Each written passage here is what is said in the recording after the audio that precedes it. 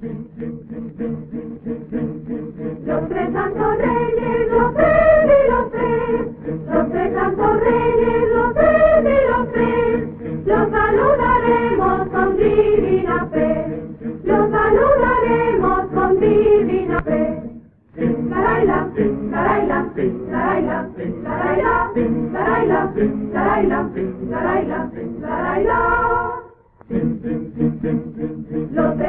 Yes, this is the Commonwealth of Puerto Rico, a land of song and laughter, a tiny bit of the United States in the warm seas of the Atlantic and the Caribbean. San Juan, capital of the island, was an important city 100 years before the Pilgrims landed at Plymouth Rock. Today it is the air crossroads of the Western Hemisphere.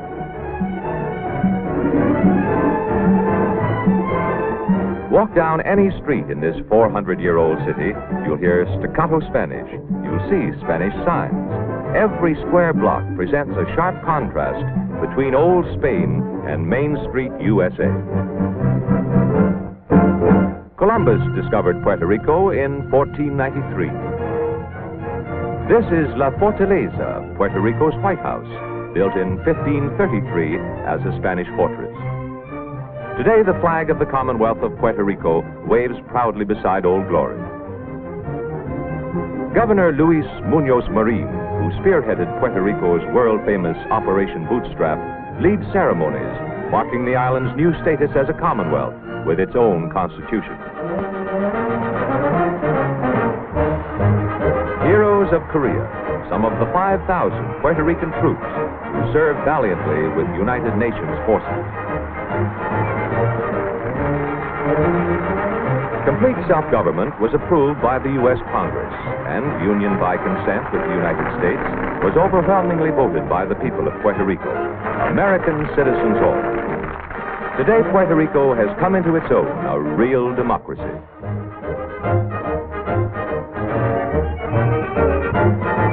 San Juan's loveliest adorn these floats which symbolize Puerto Rico's progress.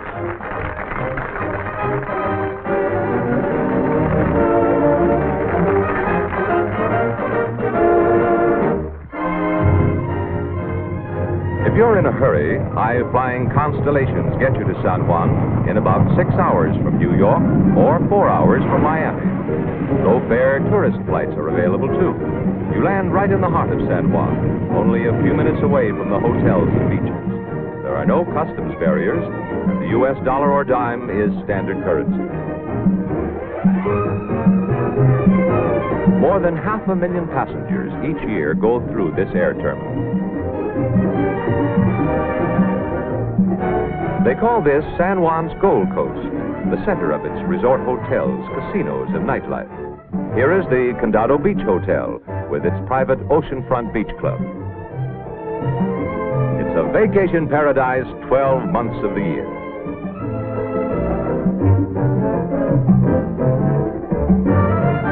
Breathtakingly beautiful, a gem in the tropics, the fabulous Caribe Hilton Hotel.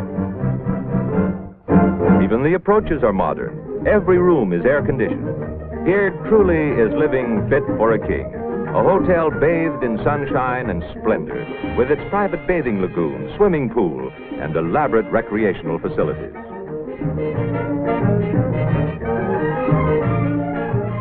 My, oh my, the old swimming hole never had anything on this. Tropical treats, too. Coconut milk, a delicious Puerto Rican rum. This is really living. Nearby is Spanish-built Fort San Geronimo. San Juan's newest is the La Rada Hotel. Let's listen to unique Caribbean music from Antigua. Its melody out of sawed-off steel drums, an oil drum serenade.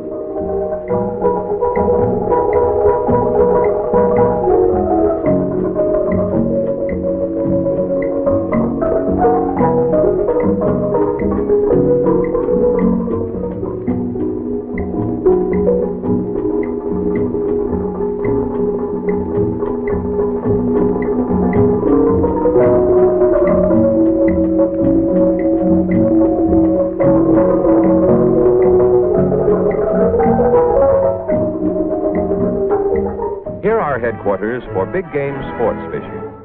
Many world record catches have been made in virgin fishing waters here. Most popular historical attraction in San Juan is El Morro. It is the largest Spanish fort on American soil. More than 30,000 tourists visit it each year. French, Dutch, and British buccaneers tried vainly to capture it. 400 years ago, people were dependent upon this fort for protection. The Spanish built it to guard against sea raiders, and in the last war, it was armed against submarine attacks. Golf? In a fort? Well, seeing is believing. The El Morro course is one of the sportiest on the island. Baseball isn't just a sport here, it's a crusade. Mainland big leaguers play with professional Puerto Rican teams during the winter season.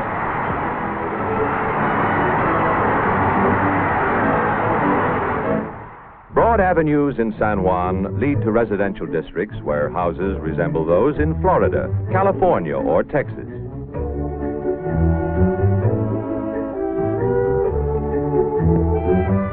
Puerto Rican architects designed all these homes for real comfortable living. Everybody grows and loves flowers in Puerto Rico. These are red ginger blossoms. Homes for everybody. Housing gets top priority in Puerto Rico's booming economy. Many low-rental public housing apartments are springing up throughout the island.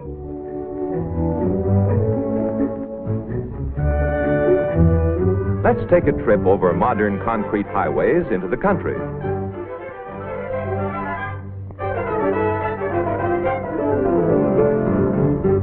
Well, am I dreaming?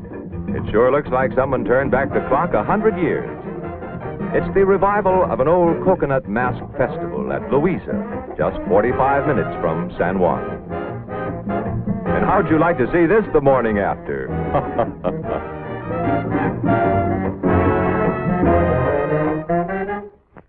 Much of Puerto Rico's charm lies in her agriculture. In the warm uplands near Manatee are extensive pineapple plantations. Say, this is easier than opening a can of pineapple. You can see harvests like this everywhere in the Piña country. Just stop your car and watch. Yum, yum. Juicy Spanish red pineapple is the sweetest of all. Exotic fruits of the tropics. That big red one is the Pepino Angola. Groves of bamboo like regal ostrich plumes dot the island. Sugar cane, backbone of the island's economy, it grows everywhere and brings in around $150 million annually. Over 1 million tons each year are shipped to stateside markets. The harvest season is from January to June, a sight that tourists never forget.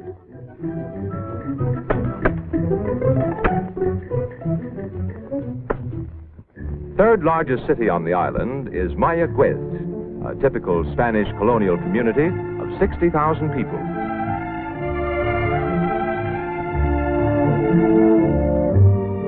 "13 miles away is San Germán.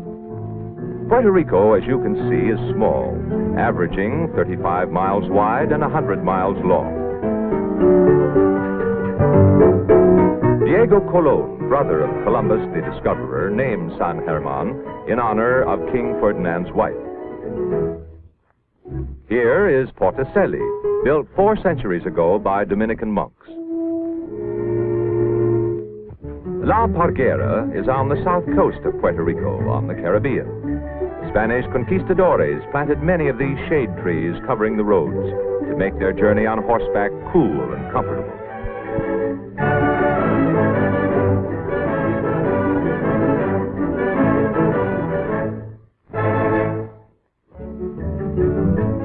Fishing is the main attraction at La Parguera. Here, life is simple and unhurried. One of the most amazing tourist attractions in all Puerto Rico is the phosphorescent bay here in Parguera. At night, a trail of white light follows the wake of your boat, a sight you will never forget.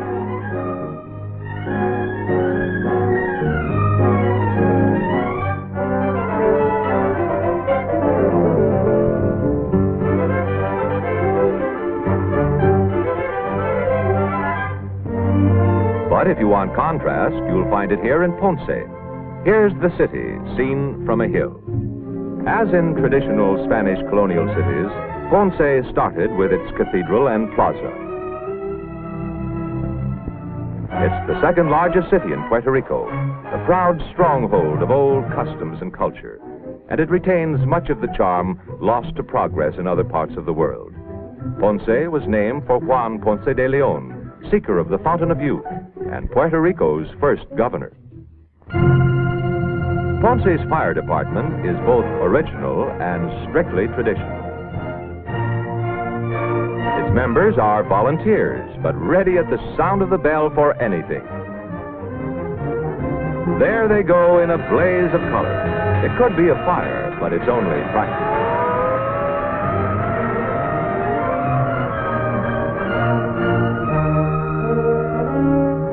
We're on our way from Ponce across the mountains, from the Caribbean Sea to the Atlantic Ocean. This is one of the most spectacular trips anywhere on the island, and takes just a few hours.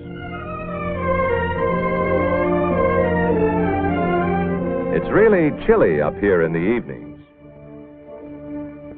This part of Puerto Rico is today the same as when it was discovered by the Spanish. Bananas, too, grow wild in the El Yunque forest. Until you've eaten one ripened on the plant, you've never really tasted bananas. Near the summit is a recreation area and a swimming pool. The water couldn't be purer. Down the mountain we go to Liquidio Beach, near the base of El Yunque. You're there in about half an hour. What a beach! And say, it looks like we're in time for a fiesta, a big one. Yes, it's a pig roast or lechonada, typically Puerto Rican, and with all the fixings. Coconut milk is always a popular drink, cool and refreshing. The lechonada is just about as old as the history of Puerto Rico. It happens every day on the island, in every village, and in the cities, too. They say they even roast the squeal, and it takes hours to prepare, even by an expert.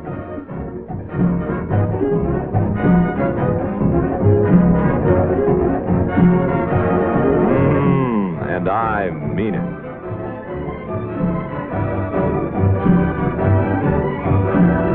The sun shines every day in Puerto Rico. There's good food and good company under a blue sky.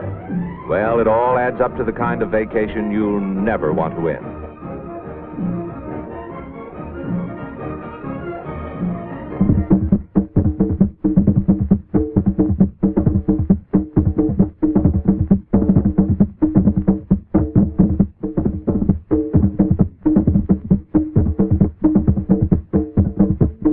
Folklore dancers perform the bomba. The rhythmic drum music rings in your ears long after you've left the island.